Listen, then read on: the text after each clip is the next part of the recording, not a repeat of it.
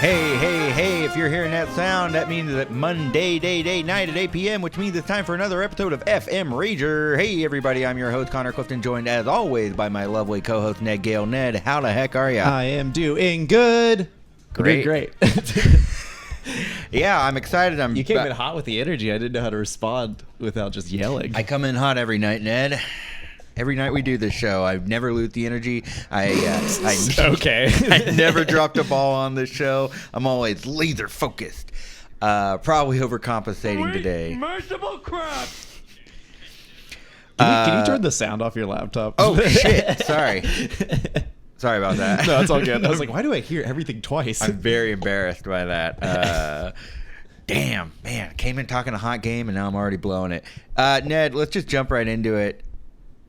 We're in pandemic. We're back. The numbers are going back up. Yeah. So we haven't really been able to do much on the weekend, which means that we're changing our "How is your freaking weekend" segment to "How's your freaking week been?"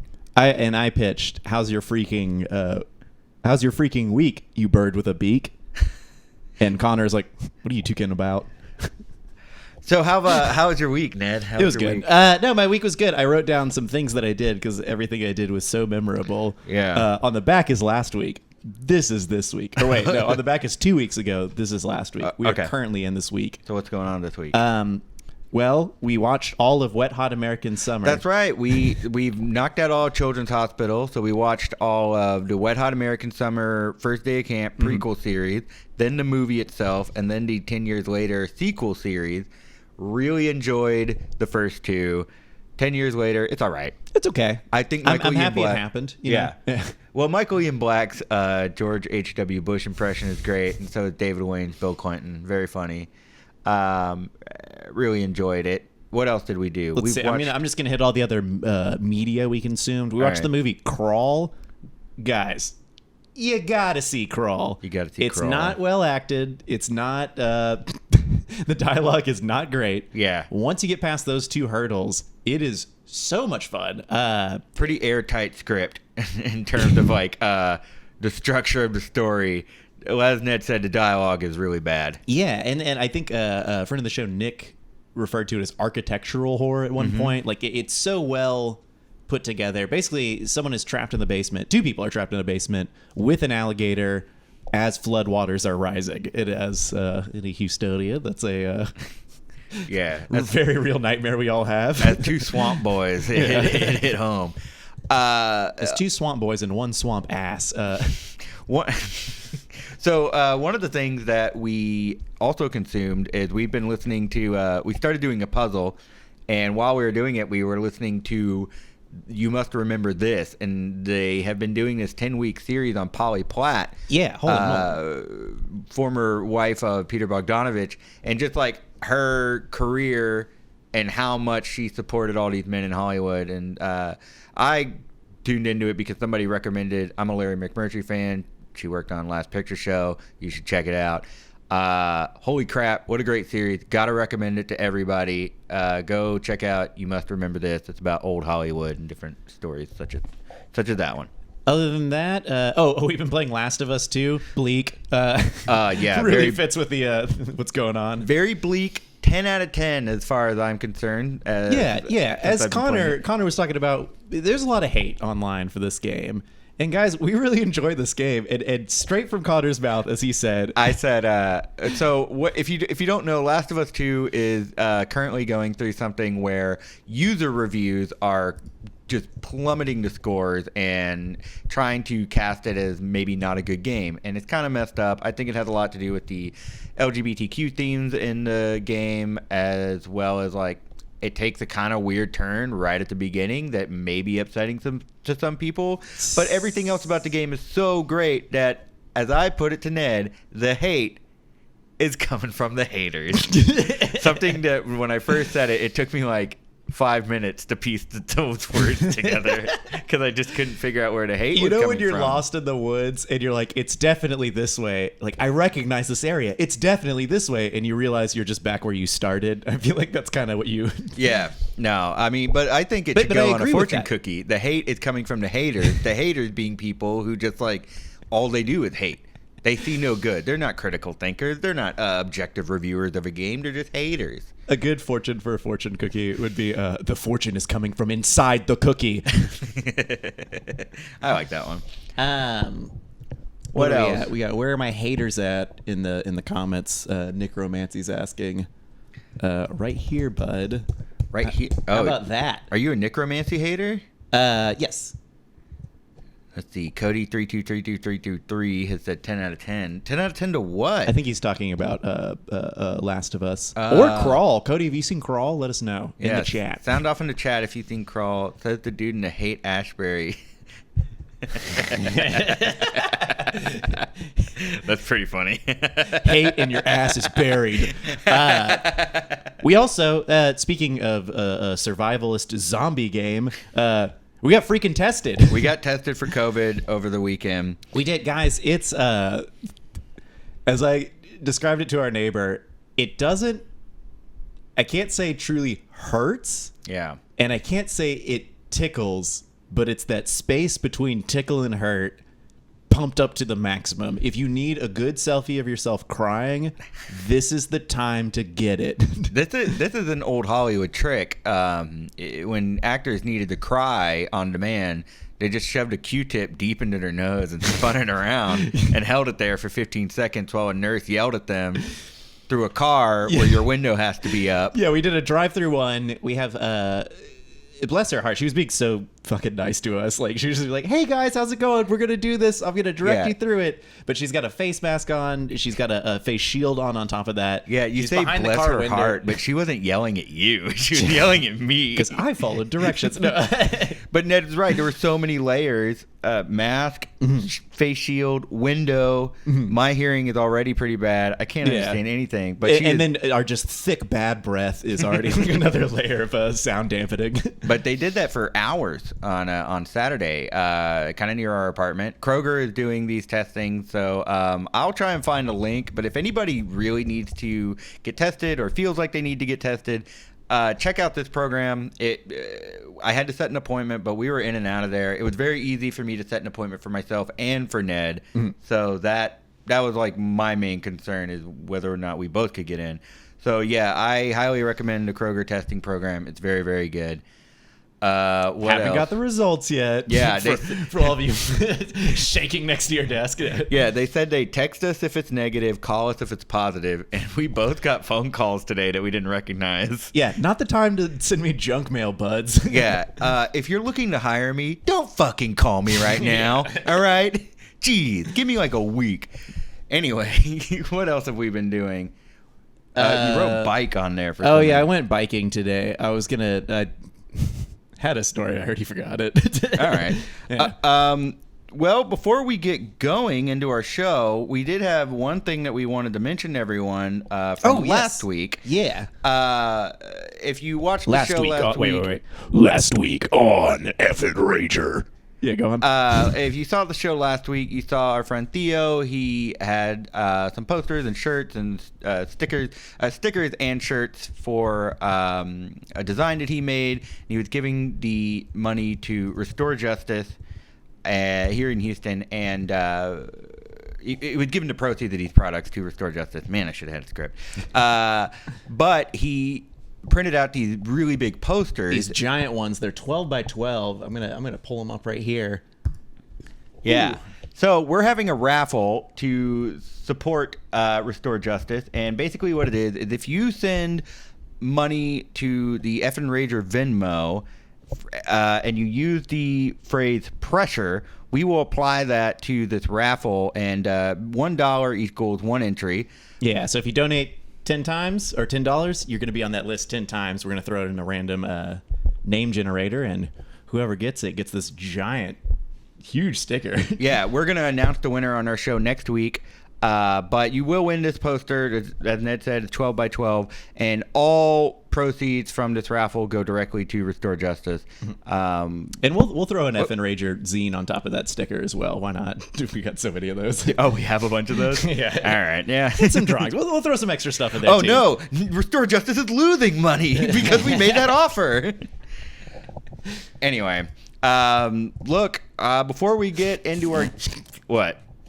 Sorry, this is so funny in the chat. I see talked Corvid positive. I talked about being corn vid positive, and then Maria said geek on a leash, and that made me snicker. I don't get it. They have a song called Freak on a Leash. Who? Corn. Oh. Well, oh. I don't have a corn sound, but at least Is that corn? no, that's who's this down with the sickness? Disturbed? Disturbed. Oh, I hit the wrong one. I didn't listen to Corn. That band looks is really pretty scary. Is Corn the one that where they wear the masks? No, that's Slipknot. Spooky. No. All right, look, before we get into our show today and we bring out our guest, since we have been doing some of these heavier hitting topics, you know, I started thinking about one of my favorite TV shows, The News, and I started watching some of my old favorite episodes, and I came across one ep that I really, really liked, and they had a little sketch in there, a sketch in The News, that we're going to play real quick, and then when we come back, we'll have our guest. It sounds great. Play that sketch from The News. For years, nothing's been hotter than those cuddly little animals with cute little names. Almonds. I don't have almonds, right? But abruptly this week, the makers of Beanie Babies, Thai Incorporated, announced over the internet that it's over. So, is it official? It's official. Shop owner Joe Diamond had to post the news. Beanie Babies are dead. It's over. December 31st. Millennium. No more Beanie Babies. No more Quackers the Duck or Pinky the Flamingo. The company says every last one will be retired. That's why I'm here now. Bye. The news caused a frenzy in the beanie world, especially among the adult collectors. Yes, I'm checking right now to see what I'm missing in my collection.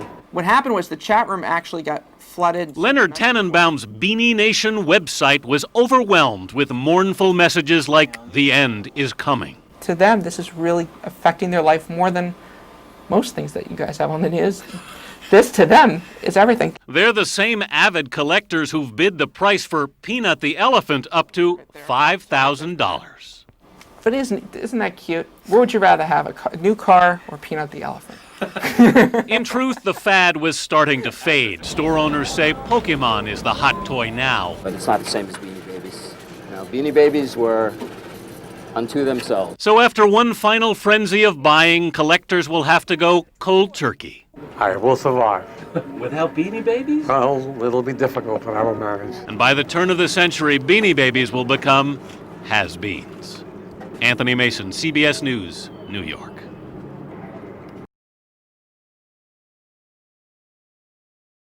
We We back? are back. We're back. Hello, everyone. We're back. That was one of my favorite segments from my favorite show, The News. The News.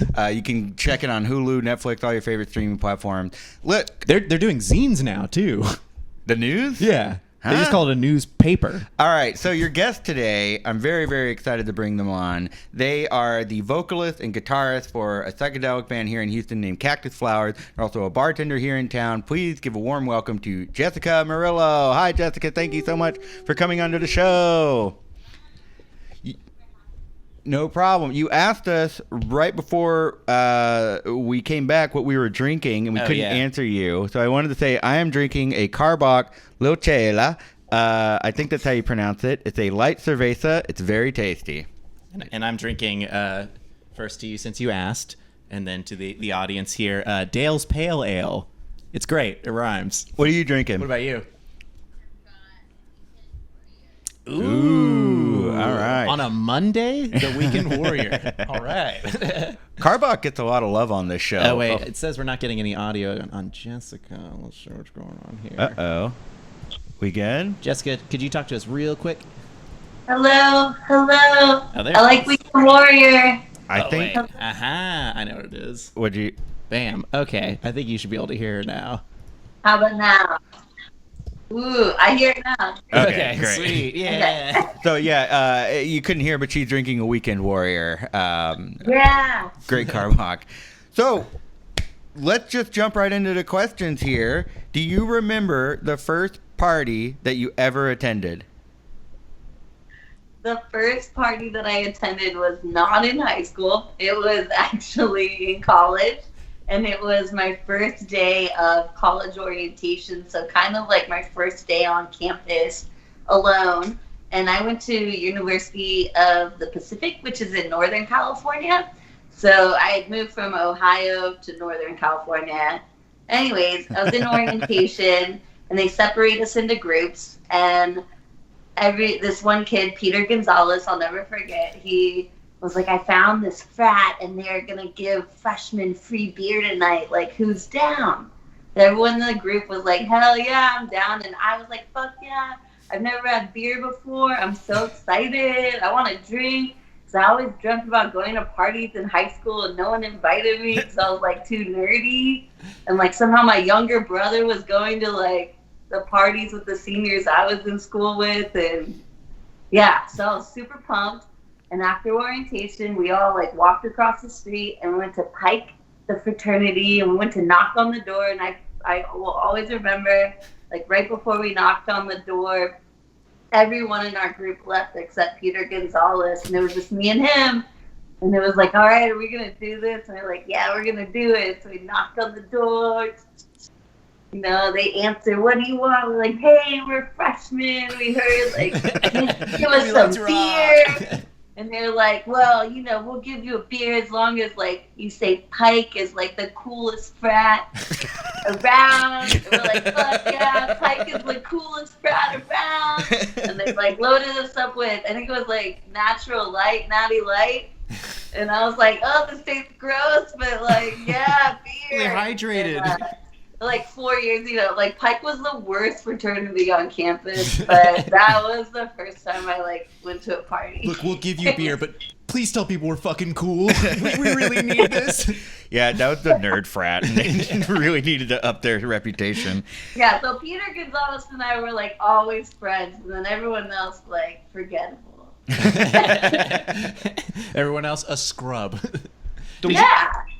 Go ahead. I was gonna say, did you have any fraternity experiences? Because at UTSA they didn't have frat houses, but the house I lived at was with like the fraternity president and the oldest member, and I didn't know that until I moved in. I was just moving into like my friend's empty room. I have only one frat story to tell, and it was during pledge week of I think my sophomore year. My mom and my dad, no, just my dad. My mom was wise enough to know I didn't want to do this, but my dad kept asking me like, "Why don't you join the frat? When are you going to join the frat? You need to do it." I'm not really frat material, but that pledge week of my sophomore year, they were being really aggressive with trying to get people to join. And I decided, like, all right, I'm gonna prepare for this. I'm gonna prepare, and I'm gonna like get a speech down for me to say how frats are bullshit. Oh, wow. And I would walk, and my plan was to walk through all the frats, and the moment anyone asked me to do anything, I would give that speech, and nobody asked me to do anything. So I was like, fuck you then. I don't want to be in your dumbass frat. Standing on top. Attention everyone. I have prepared a speech. I should have. I think now I can just like stand on a field and tell everyone like, hey, don't do it. Yeah, Greek life isn't all that. But I don't know. I think that helps some people. Yeah, for sure. So after that experience, did you decide like what your party style was going to be and like how your party style developed? Yeah, it was like I never really had alcohol like in high school. So as soon as I was like from Ohio to California, just all the way away, and then my parents moved back to Texas, I was like, hell yeah, no supervision. So I remember my first friend, like, he was teaching me how to like chug like handles of liquor. So that was like how I started. Now I'm like 34. Like I'm not chugging handles of liquor now. But I mean, I have a lot of catching up to do. So I think I've been doing a good job even now. You know? I like the accelerated I think track. one of your questions, you were like, "What's your party style?" Like, how has it evolved from middle school to high school to now? And I'm like, well, there's no middle school. You know, there's no high school. And then college, will like hit the ground running. So now I guess I'd be like party chameleon, you know? Okay. It depends on the day of the week and who I'm with, you know, because I'm usually like a beer and a shot girl. But then I could be rosé all day. You know, I could be like power hour till I black out. I'm putting in the work. I'm punching in, clocking out, getting my hours. Someone in the comments says Jessica totally still ices people, though. Do you ice people? Oh my God. So I also late to the game on the icing. You know, I just got into the icing last year, and I had a friend of mine, and he did it to me once, and that was all it took. So then I iced him like 6 times, like in one day, like at Little Dipper too. Like, I don't know if you've been to Little Dipper, but it's a bar in downtown Houston, and then they have pinball machines. And he used to always like to play them, so I like hid one inside the pinball machine. And I was like, dude, you want some free credits? Here's the keys, man. And he was like, yeah, scurried on over, bam. Like, no. But then back to the icing, like I had to go back to work on my actual birthday during the pandemic. It was like my birthday, COVID, okay, great. And that friend came into Little Dipper with a box, and I knew it was gonna be a Smirnoff Ice, and it was. You know, so like, here we go. I think you're in all over. I think you're in a good position to start icing people, because I remember a specific point in my life where I was on guard from icing, and I knew, like, I'm not gonna open that microwave. I'm not going to that pantry door. My roommates know what's up. Now that I'm 30. I never think about icing. No one's ever. expecting it. This is the perfect time to start. But I still respect the rules. So if someone were to ice me, I'd be pissed, but I drink it. And because yeah, exactly. We're in our 30s. I'm like, this is sugary sweet, and it's like refreshing, and like somehow I like secretly like this, and it's really easy to chug. Hell yeah. Is this your public call now? Just like, oh boy, I hope no one ices me. Gosh, I'm so thirsty. Ooh, it would suck if someone iced me. I don't know. So we mentioned COVID, and you mentioned COVID in that answer, and at the top of this, I mentioned that you are a guitarist in Cactus Flowers, a psychedelic rock band. How has collaborating with other musicians been during the pandemic? I know how Ned's doing it, but I don't know about anybody else. Yeah. I mean, as far as even just like when the pandemic started, I mean, I was immediately, because I'm a bartender, so I was immediately unemployed from being a bartender and then a live musician. And the band, my bandmates, shout out Chris, shout out Mark. You know, we had actually both, like, we had all taken time off from our jobs, and we all worked in the service industry. We had a tour book. We were going all the way out to Los Angeles and out to even back, and then Louisiana. And then we were going to be playing, like, Norman, Oklahoma Psych Fest. We were going to be one of the main ones on that bill. And just everything just started to crumble, like, real fast. So I didn't even start playing music and pick up a guitar for like a good month and a half. But then the thing about music that I love is it's always there to pick up, you know? So then I didn't pick it up. And then when I did, I was like, okay, I'm glad that I at least have this like creative like outlet to do that. But as far as like jamming with the guys, I mean, we have a practice space at Francisco's, like, so, I'm not, like, have you ever seen Soap at Francisco's? Like, no, you know, so it's, like, the last place I want to be now. If you push the soap dispenser. And my bandmates, like, we're all just trying to be safe and do, like, the right thing for, like, showing, we're not trying to book shows. There's no reason for us to really get together and practice right now, other than we miss each other, but we're not trying to risk that in person. But yeah, we're feeling the itch now with this second lockdown, so we're going to be starting to send some recordings back and forth. But I've written like a bunch of solo stuff, so I'm going to actually go into the studio on Sunday and record that. Nice. Luckily, before the pandemic, we recorded our new EP. So during this pandemic, we've been able to go back and forth about the mixing and nice. Everything, and the levels, and it just got sent off to go to mastering, and that's about to come back, and the artwork's going to come back. So now the new predicament's going to be, how are we going to release something in a pandemic? Yeah. How do we want to do it? How are we going to make it special? So that's where we're at now. It's so tricky to navigate all this. Like with Swimwear Department, we've been trying to figure out how to release things, when to release things. I'm working on an album with friend of the show Raul, and we're trying to figure out the EP is going to be done like at the end of this month, and we don't know how to share that properly. Should we do something fancy? Should we do like a YouTube watch party? I don't know. People are tuning into live stuff right now. I mean, there's people watching the show right now, so I think people are down to consume it that way. But I don't know. It's a new way of doing things.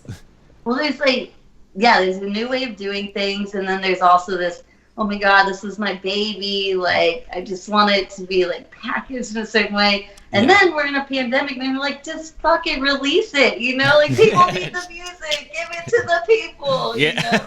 So I've got like lots of little things going around, and I haven't, they're still going. Yeah. So, is this your first time being in a psychedelic band? No. So, like I said, I went to college in Northern California, and that's kind of like how I got into like the psychedelic scene.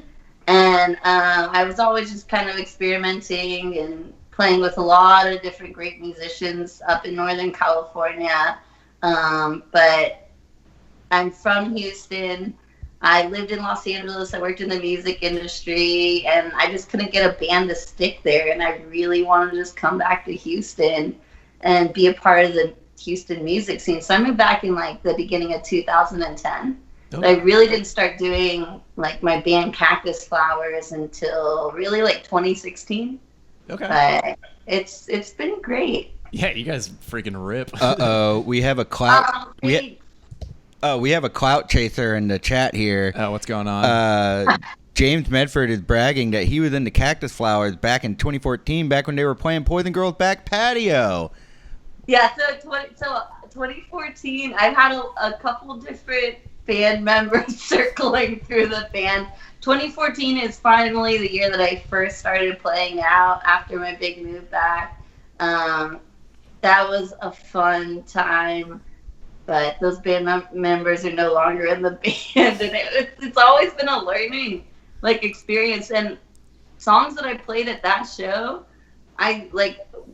Turquoise Prince played it on the record today, and just seeing how it's evolved. It's been really neat. Yeah.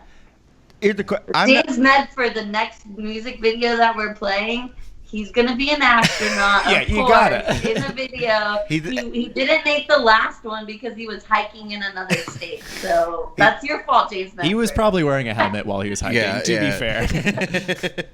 So here's the question I have for both of y'all, because I'm not a musician. I've never been in a band. I don't know this dynamic. Have either of y'all ever been kicked out of a band, and what is that like? Because I have nothing to compare it to, I feel. You should go first. I got ghosted out of a band in high school. Really? Yeah, I just I found out one day they were playing with someone else, and I finally reached out to someone. I was like, "Am I still in the band?" And they're like, "No." I was like, "Oh, okay." Ouch. But that's the only time. Other than that, I usually play with close friends, so that's kind of how. It's usually my band. How about you? I quit a band on stage once. Sick. Wait, mid-set or what? I've definitely quit bands before. I've had bandmates quit on me. I've never been kicked out though, so I guess that's a yay. Awesome. So this next question, I kept trying to catch your attention. Ned wrote this question, but I'm going to read it. What did I write? Your band has a distinct sludgy metal sound. How do you think your band fits into the diverse music scene of Houston? Yeah, the reason I read that question, I think there's a difference in the metal scene in Houston as opposed to the general indie rock scene. And are you guys playing a lot of metal band shows? Are you guys playing White Swan a shit ton, or where are you guys playing? Okay, so that's kind of been the positive and the negative about having kind of a unique sound that's not really indie band, you can sit on this bill together, great, we have found that because we have more of a edgier hard rock sound at times, because we also have soft sounds too, like people find it very hard to put us on bills. So a lot of times we just get looked over. We don't get shows. You know, we don't get put on psych bills or shoegaze or this or that. But we find that we are a band that actually fits well on all different types of bills. We That's play what I well would say. Psych, play well on shoegaze, well on metal. You know, we've done the Discovery Green Unplugged thing too, which has been, it was always fun. It was great. It was, anytime that we play, I think, and there are people willing to listen, they always walk away really, you know, excited and surprised that they'd never heard the band before. So I think if we were leaving a mark in the Houston scene, yeah, we're going to be the sludgy fucking female-led metal rock band, stoner doom, whatever. But that people of all ages, like, can listen to. Yeah. You know? But yeah, I mean, it's really tough getting gigs. I think some of our best gigs have been like gigs that we've just kind of created. And we've just like asked bands that we want to play with. When I think about a city and a music scene, it's all about being a community and coming together. And I just want to be one of those bands that continues to do that in every opportunity that I have. I don't want to just be like friends with the psych bands or friends with like, you know, like I'm always so mad. I'm like, please, when are we going to play with Swimwear Department? It's like, we'll work it out. And I'm like, well, when are we gonna work it out? You know, but I won't stop. You know, because I think it's fun to just be a musician in the scene, and it's just what you make of it. Hell yeah. Does Houston have? So I'm about to show myself as the true music greenhorn that I am. But an old professor of mine, when he was trying to get me into the 13th floor elevators, he was telling me that there was a point where Texas had to choose, do we think country is cool or do we think psychedelic rock is cool? And there was apparently this huge schism there. So do either one of y'all know any history about Texas and psych rock? Am I just talking out of my ass here? I don't know. No, I don't. You're not talking out of your ass at all. Yeah, and that's true. And if you think about it today, I feel like it's like psych rock to me, I would say 6-7 years ago, and they like the Houston scene. I mean, the Black Angels came from Houston. Fuck yeah. Like 4 of the 5 members from the Black Angels are from Houston. Like they moved to Austin because they couldn't like get it going like in the Houston scene. They were always playing in Austin. Next point, Khruangbin from Houston. Yeah. They're huge. I remember seeing them at Discovery Green. I think it was almost 10 years ago. And no one was there. None of the scene was there. You know, everyone is like a fan now. And that's great because I think it's all about putting Houston and Houston musicians on the map. But where is the support now in the scene, you know? And for me right now, it's like, I used to be like, yeah, like we're a psych band. But now I feel like the psych sound is just very soft and ambient. So I feel like I shouldn't even say we're a psychedelic band anymore. We should just be like a stoner rock band. Yeah. Somehow if we label ourselves stoner rock, I mean like we're really big in the UK because we're stoner rock. So I'm like, I'm learning everything right now. I just, you know, and I'm open. So I have a question one more question I can pose to both of y'all about music, which is, once the pandemic winds down and people can go out and perform again and people can go out to shows again, what do y'all want to see change when performing in Houston comes back? Uh-oh, Ned made a face. There's so much to change. I want to hear Ned. Well, a lot of, like, I think what makes this music scene really tricky is the geographical size of Houston. Like, there's no direct point. I guess when I first like moved downtown in 2009 or 12 or so, like Montrose was more of a central area. Like I knew there was like 3 venues there that I could walk down. It's like, oh, I don't like the show over here. I can walk to the next show. And I think Houston and all the venues are so spread out at this point so you can't just like casually wander to a show. You have to be like going there. You have to have committed to it, which this isn't the commitment generation. Let's be fair. But I think some things I'd want to see changed. Gosh, I don't know. I just miss small venues. There's none of those anymore. Like playing at Darwin's Pub is the only small room I can think of these days. What Oh my about God. you? Darwin's has always been a great gig for us. We've Mhm. always made so many new fans when we played shows at Darwin's. And Bob Lane, he runs amazing sound there. it's the best. Really good. I can't tell you how many places we've like played that are bigger and like you don't care, you know. Bob's like, you know, get there like extra early so I can like really pimp out your sound check, and you're like, man, that's early, but I'll fucking do it. Yeah. We got yeah, for sure. we got a question in the chat here from Necromancy. What are your favorite stoner/doom bands? Oh hell yeah! Let's riff. Yeah. I mean, it's got to be Earthless is like one of my favorites. Definitely, well, Earthless, Earth, Sleep, Boris, and then honestly on the a little bit more poppy side, like Ruby the Hatchet, like talking about a female-led band that's like really fucking like stoner rock. I love that. High Priestess, Yeah. Heavy Temple, like 3-piece, like also female shredder. I gotta respect that. I don't know any of these. I'm kind of a clod when it comes to music, admittedly. Oh, you have good taste. I'm not saying I have bad taste. I have impeccable taste. I just don't know much. What did you last listen to? Besides my Discover, I bought the new Thundercat album, and I listened to that yesterday. When did we go? We bought albums Saturday. We listened to a lot of big band for the show, and then I like a lot of world music, and I'm a classical music guy because I lived with a music theory major in college, so he got me onto that. And Classically looking at my shirt? no, I'm looking at my record collection right next to you. Yeah, let's see. So who's your favorite conductor? Or composer, Composer.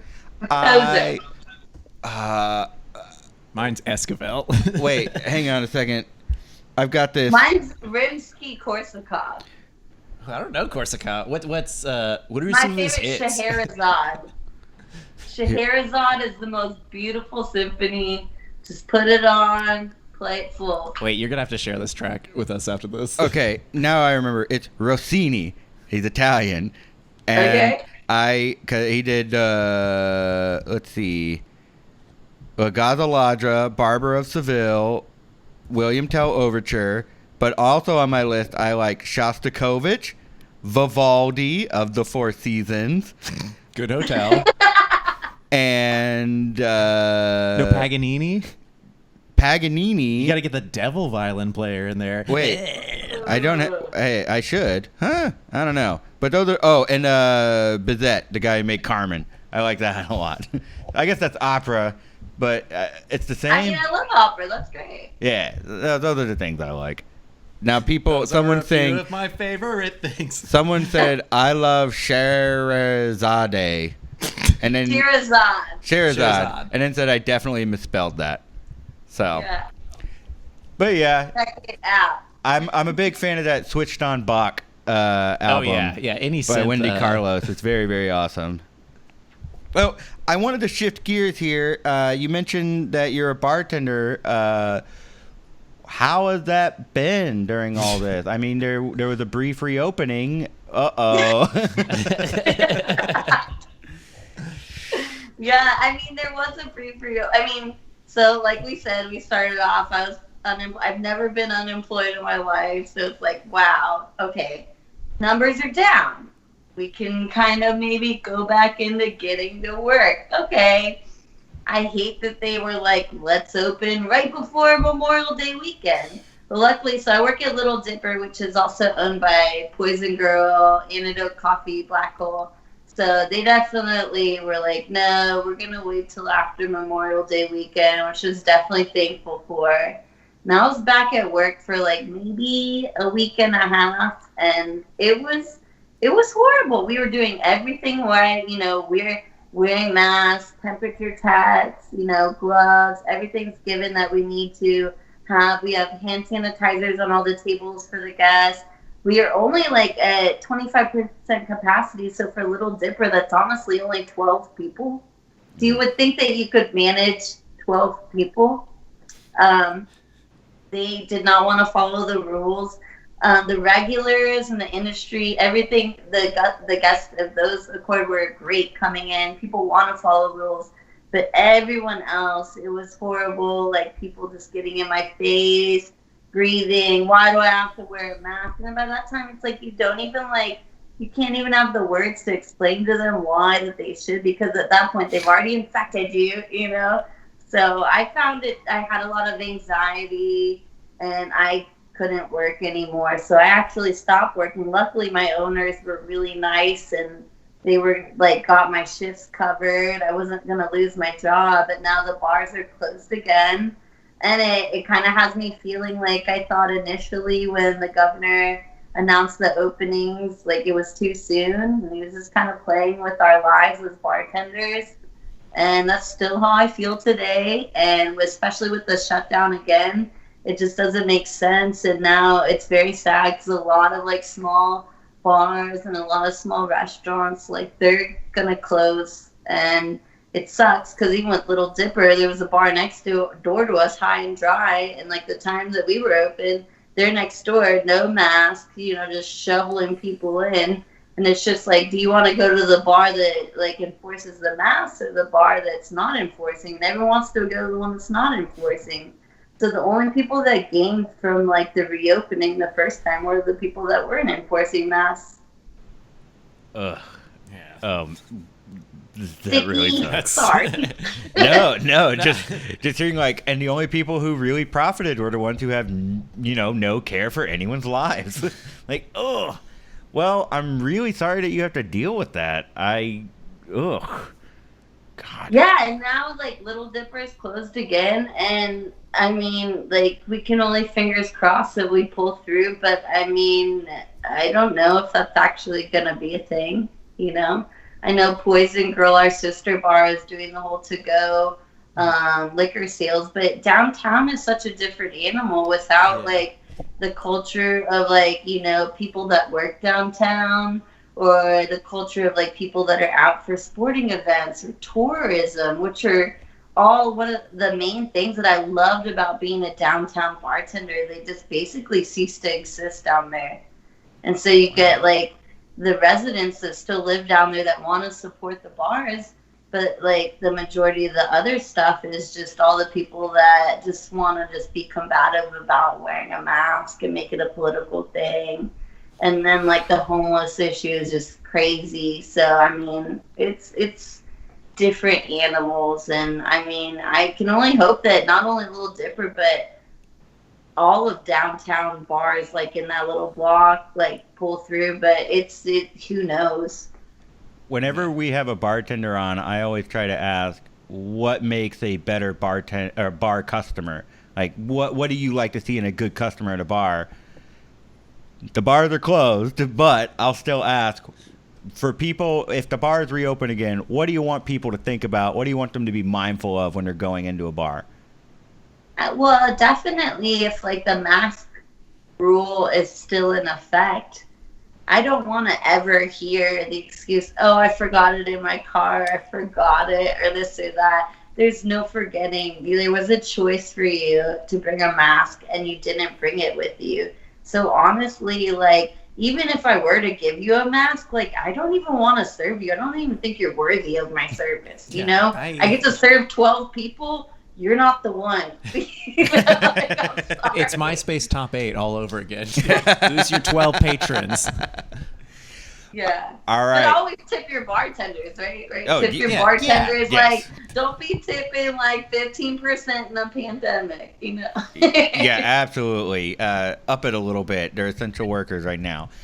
All right, we have a game that we'd like to play with you. Ned, I feel like you know more about the rules of this game than I do. Sure, the rules of the game are simple. No, we asked you if anything had been occupying your brain recently, and you had replied that Beanie Babies were hot on your. Can you talk about that real quick? Just because I didn't really get much context outside of Beanie Babies. No, okay. So my life is sad now. So I am just helping like go through my parents' old house. My parents live in Boston. They're trying to sell it. So me and my siblings have been just kind of like going through stuff, and my mom's like not only hoarder's paradise, but it's like collector's hoarder's paradise. And one of the things like growing up were Beanie Babies. Like my mom was and my grandmother were obsessive Beanie Baby collectors.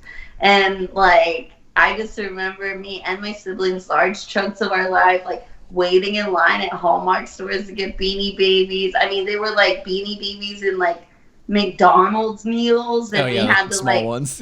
eat McDonald's for like 2 weeks, like every meal. I just remember begging my mom as a kid, like, please, like, I don't want any more chicken Just want a nuggets. salad. And it's like, wow, that's like crazy. You don't want McDonald's. So, you know, fast forward again, I'm 34, and now we've got like over 500 Beanie Babies. 500? Like, wow. I've been like cataloging them, and I found a Beanie Baby appraiser because they were like collecting them, and like there's like 9 errors on this tag and everything, and I'm just like, you know what? All this stuff is sitting here. I might as well go through it and see if I can sell even 1 or 2.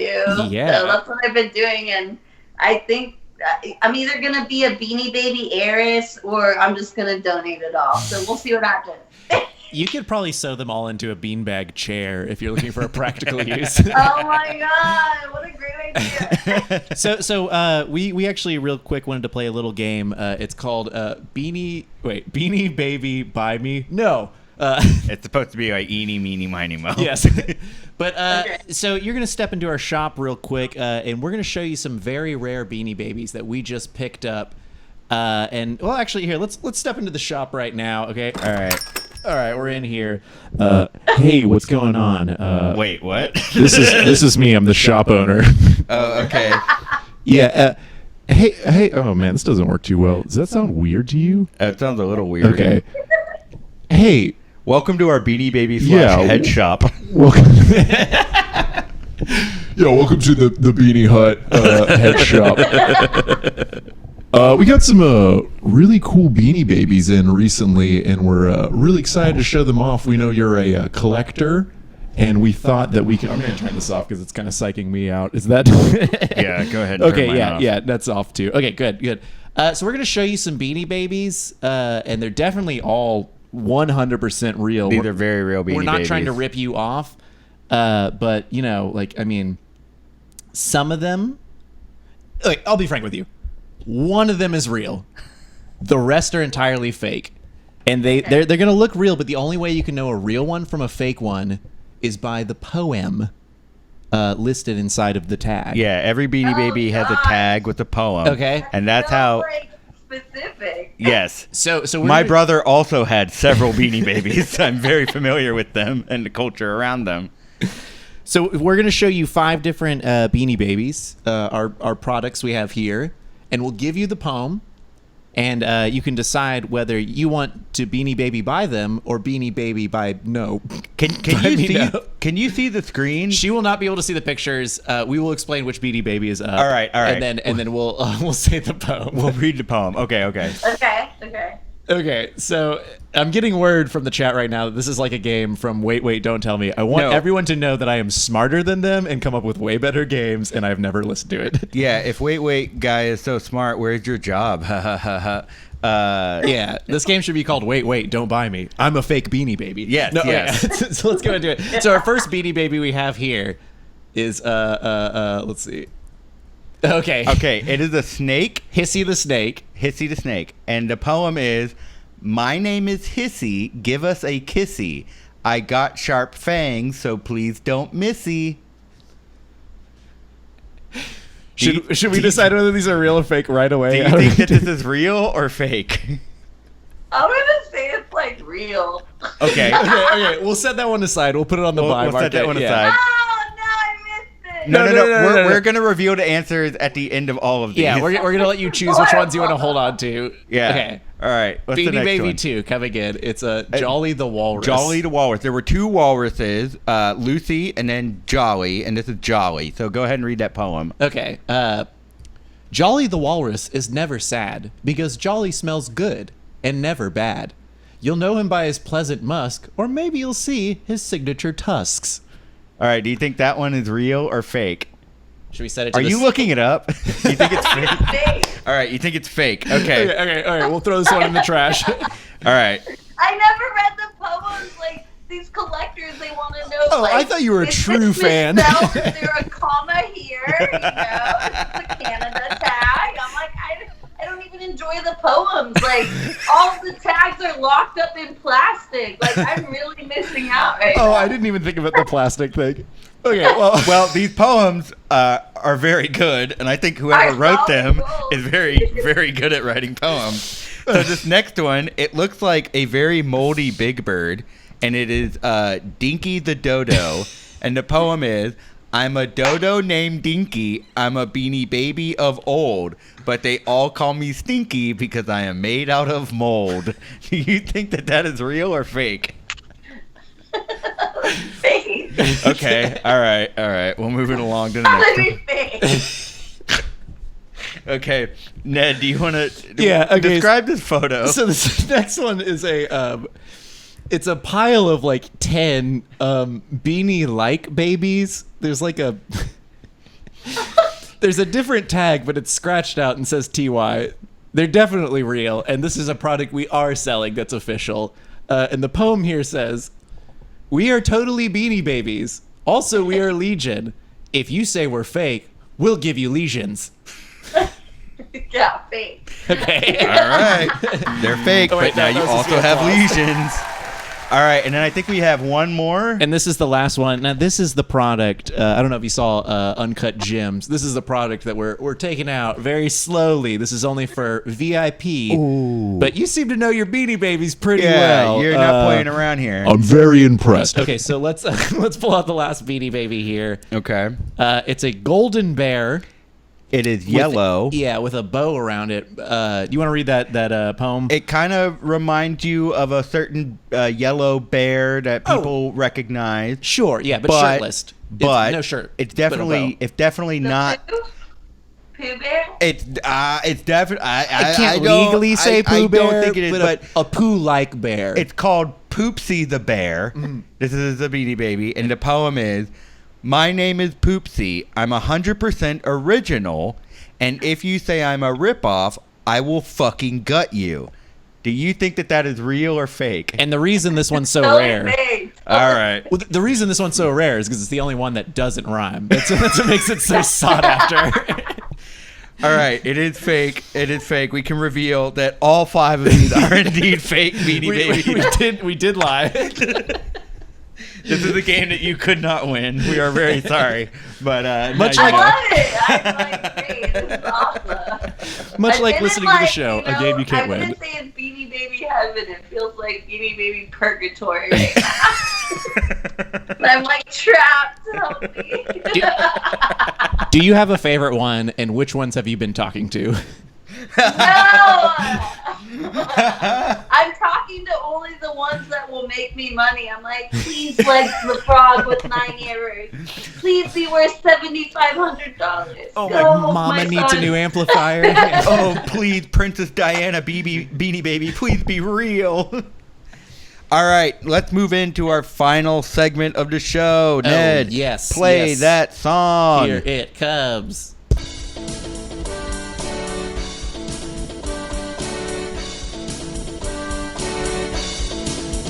I want a new plug. Tell us what's going on. Tell us all the stuff you're doing after we sing this song. All right, Jessica, what do you have to plug? I've got my merch. It's Cactus so blurry. Flowers. Oh yeah, you might need to adjust your camera. We can't really see the merch. It's a blurry right It's now. Anyways, Where can we buy that shirt? it's at cactusflowers.bandcamp.com. shop/merch, but it's on our Instagram page. The link's in the bio. And on this Friday, Bandcamp is going to waive all fees against artists, so we will be getting 100% of the proceeds. So if you feel like buying something, do so. Great. Right on. Now, before we wrap this up, we've had one person named Downtowners HTX who keeps mentioning a RZA cameo or RZA. Is there an inside joke going on with you and someone in the chat about a RZA cameo? Well, that's my cat RZA. Oh. RZA. She's named after RZA the rapper. I call her Wu-Tang Kitty Clan. Holler. There's a hashtag, but I'm not around RZA. She's like outside prowling around. Gotcha. We'll book her on the show soon. Yeah, sorry about that. What about Instagram for you and the band? Social medias, where can we find that? You can find my band at Cactus Flowers Band on Instagram and on Facebook and on Bandcamp. And my personal one's People, Parties, Places. If you like to see gardening and cats, that's me. I do. Yeah, excellent. And I no Beanie Babies. No Beanie pictures. Hi, is this the Beanie Baby fan account? All right, Ned, do you have anything to plug? As always, at Ned of the Dead on Instagram. Follow Swimwear Department. We'll have some thing happening eventually. And then, yeah, that's it. Effin Rager, just follow it. At Cliftocurrency for me. And also, go to Effin Rager's Instagram tomorrow to get more details about the raffle for Theo's poster that we are giving away. Sticker. It's a 12 by 12 sticker, not just a poster, my man. It's a sticker? That is a giant sticker. Mamma mia. All right. For a 12 by 12 sticker, go ahead. Throw that back on there. Wow. Yeah, so go to our Instagram tomorrow to get more details about that raffle. Every dollar equals one entry. It's going to a good cause, restoring justice. All right. Thank you all for watching. Jessica, thank you so much for being a guest. We appreciate Thank you for having me. Of course, we appreciate you, and we appreciate you listeners at home. We'll see you next week. Bye. Go listen to Cactus Flowers.